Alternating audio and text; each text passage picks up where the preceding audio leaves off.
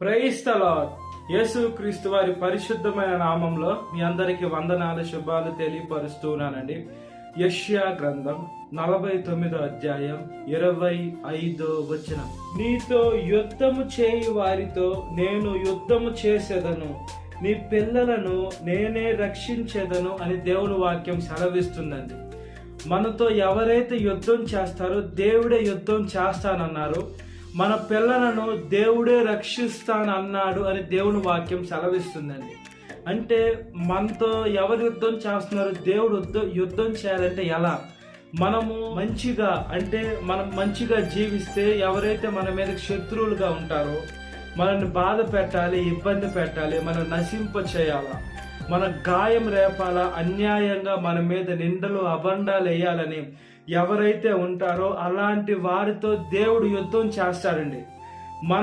మనకు కావాలని ఇతరుల్ని ఇబ్బంది పెట్టాలా, శ్రమలు పెట్టాలా, ఇతరుల్ని చేయాలని మనం ఎప్పుడైతే దేవుడు చిత్తం కానుగా చేస్తామో అప్పుడు దేవుడు యుద్ధం చేయడండి. మన యుద్ధం మనమే చేసుకోవాలా. మనము దేవుడి మాట వినాలా. ఎవరైతే అన్యాయంగా ఉంటారో వాళ్ళ పక్షాన దేవుడు ఉండడండి. మనం న్యాయంగా ఉంటే మన పక్షాన దేవుడు ఉంటాడు. మనం అబద్ధాలు చెప్పి ఇతరులను మోసం చేసి నన్ను తొక్కేయాలని అనుకొని మళ్ళా నా పక్షాన దేవుడు యుద్ధం చేస్తాడంటే చాలా ఇబ్బందికరమైనటువంటి పరిస్థితి. దేవుడు మనతో ఉండడండి. మనం ఏది విత్తుతాం అది కోస్తాం. కాబట్టి ఈ లోకంలో చాలా జాగ్రత్తగా బ్రతకాల. మన బిడ్డల్ని కూడా దేవుడు రక్షిస్తానని దేవుని వాక్యం సెలవిస్తుంది. అంటే బిడ్డలను చూసుకున్నప్పుడు తల్లిదండ్రులు తమ బిడ్డల్ని స్కూల్లో పంపిస్తారు. ఈ లోకంలో ఎక్కడెక్కడికో పంపిస్తారు. తల్లిదండ్రులు 24 గంటలు వాళ్ళ బిడ్డని చూసుకోలేరు. అలాంటి సమయంలో ఎవరు రక్షిస్తారంటే దేవుడు రక్షిస్తాడు. ఇప్పుడు మనం ఆయన బిడ్డలై ఉన్నా మనల్ని ఎవరు రక్షిస్తున్నారంటే దేవుడు రక్షిస్తాడు. మన తల్లిదండ్రులు కూడా మనల్ని 24 గంటలు చూడలేరు. చూసినా కూడా అపాయం మన దగ్గరికి వస్తే కాపాడలేనటువంటి పరిస్థితుల్లో వాళ్ళు ఉంటారు. అయినా కూడా మనల్ని ఎవరు కాపాడుతున్నారంటే దేవుడు కాపాడుతున్నాడు. ఈ లోకంలో మనకు శత్రువులు చూసుకున్నప్పుడు మనుషులు దేవుడు అందరిని మంచిగానే సృష్టించారండి. మనుషులు మనకు శత్రువులు కాదు, కానీ మనుషుల్లో ఉండే దురాత్మ సమూహము మనకు శత్రువులని దేవుని వాక్యం సెలవిస్తుంది. మనం పోరాడేది మనుషులతో కాదు, దురాత్మలు అంటే సాతానుతో పోరాడుతున్నాం. ఆ సాతానికి ఆ మనుషులు ఛాన్స్ ఇచ్చారు కాబట్టి వాళ్ళలో సాతాను ప్రవేశించి మనల్ని ఇబ్బంది పెట్టాలా, మనల్ని శ్రమలు పెట్టాలా, మనల్ని శోధనలోకి తీసుకొని వెళ్ళాలని ఆ సాతాను ఆ మనుషుల్ని వాడుకుంటాడండి. కాబట్టి మనము మనుషులు నాశనం అయిపోవాలా, మనుషులు మన దగ్గర నుంచి ఇబ్బందులు పడాలి. మనం ఎప్పుడు కూడా ఒకరి చెడ్డ ఒకరి నాశనం కోరుకోకూడదు. మన దేవుడు అది నేర్పించటంలా. వేరే వాళ్ళు మనల్ని అన్నా కూడా మనము వాళ్ళ గురించి మంచిగా ప్రార్థన చేయమని మన పరిశుద్ధపు గ్రంథం చెప్తుంది. మన దేవుడు చెప్తున్నాడు. మన దేవుడు మనకి ఏది నేర్పిస్తున్నాడో దాని ప్రకారం మనం జీవించే బిడ్డలుగా ఉండాలండి. మన శత్రువులు సాతాను. ఆ సాతాన్ని ఎలా ఓడగట్టాలంటే మనం దేవుని ఆత్మని పొందుకోవాలా, పరిశుద్ధాత్మ శక్తిని పొందుకోవాలా. సాతాను ఎవరినైనా శోధిస్తుంది. యేసు క్రీస్తు వారిని ఈ రాళ్ళని రొట్టెలుగా చేసుకో, నువ్వు నాకు ముక్కు, ఈ లోకపు మహిమని నీకు ఇస్తానని, ఈ పై నుంచి దూకు, నీ కాలికి రాయి తగలకుండా నీ పాదాలకి నీ దోతలు వచ్చి నిన్ను పట్టుకుంటాయి కదని దేవుణ్ణే శోధించిందండి సాతాను. మనుషులైన మనము దాని శోధనలో ఈజీగా పడిపోతాం. మన బలంతో మనం సాతాన్ని జయించలేము. మనకి దేవుడు బలం కావాలా, మనకి దేవుడి శక్తి కావాలా, మనకి దేవుడు ఆలోచన కావాలా. ఎప్పుడైతే దేవుని మనసు మనం కలిగి ఉంటామో మనము సాతాన్ని సులువుగా దాన్ని ఓడించే శక్తిని మనం పొందుకుంటాం. కాబట్టి మన ఫోకస్ అంతా దేవుడి పైన ఉండాలండి. మనం చూసే చూపు, నడిచే నడక, చేసే క్రియ ప్రతి ఒక్కటి ఆశీర్వాదకరంగా, దీవెనకరంగా, మహిమకరంగా ఉండాలి అని దేవుని వాక్యం సెలవిస్తుంది. దేవుడు ఆయన బిడ్డల్ని ఎప్పుడు వదిలిపెట్టరా. అదేవిధంగా మనం ఆయన దేవుడి బిడ్డలుగా మన సాదృశ్యంగా మనము ఐగుప్తునిచ్చి కనాను దేశానికి వెళ్ళేటువంటి మార్గంలో ఇశ్రాయేలు ప్రజలు దేవుని బిడ్డలై ఉన్నారు.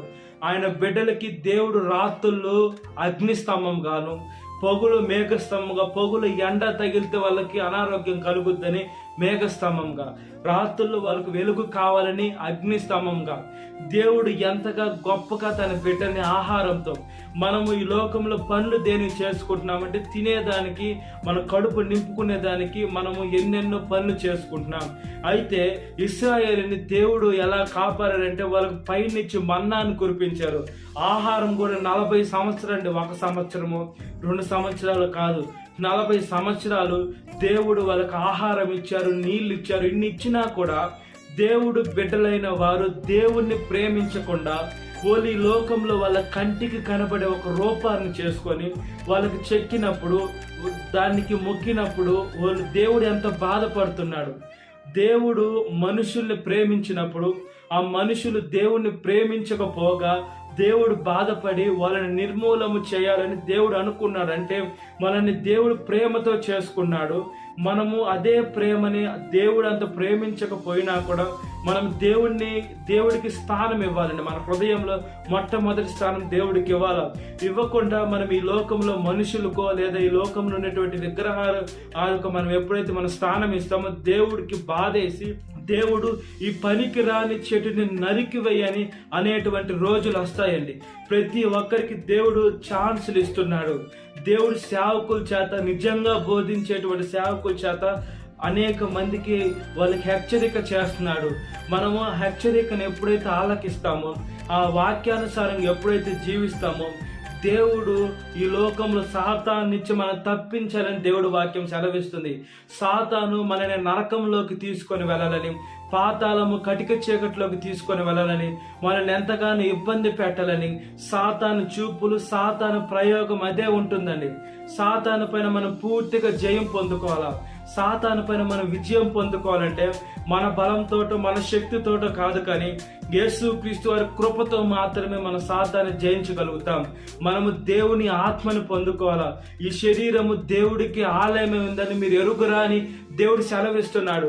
ఈ శరీరము దేవుడికి ఆలయమే ఉన్నప్పుడు ఈ శరీరంలో మనం సినిమా పాటలో ఈ లోకంలో ఉన్నటువంటి వారు వేసుకొని దేవుడు నాకు రక్షించలేదంటే ఎలా రక్షిస్తాడు? మనలో దేవుడు ఉంటే కదా మనం రక్షించేదానికి.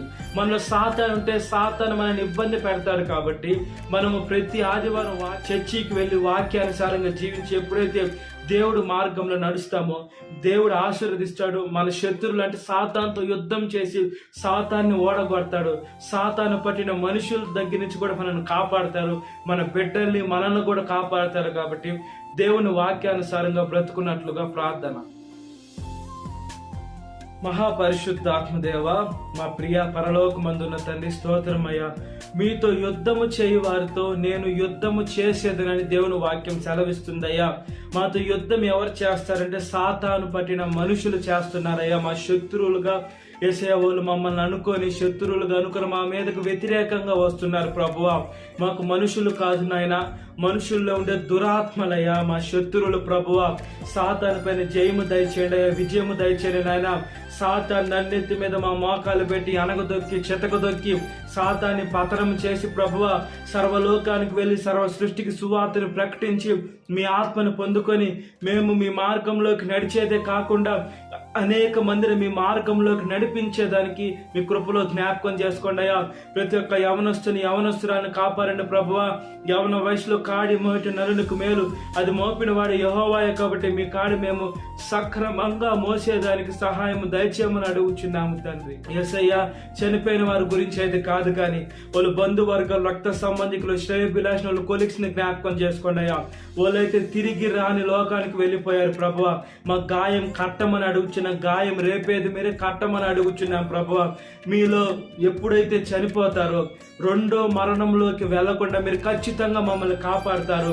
అదే విధంగా ప్రభువా వాళ్ళని రెండోసారి చూసుకునే అవకాశం అయ్యా మాకు కల్పిస్తారు. మీకు స్తోత్రం చెల్లిస్తున్నామయ్యా. ఈరోజు పెళ్లి రోజు జరుపుకునేటువంటి వారిని కాపాడండి అయ్యా.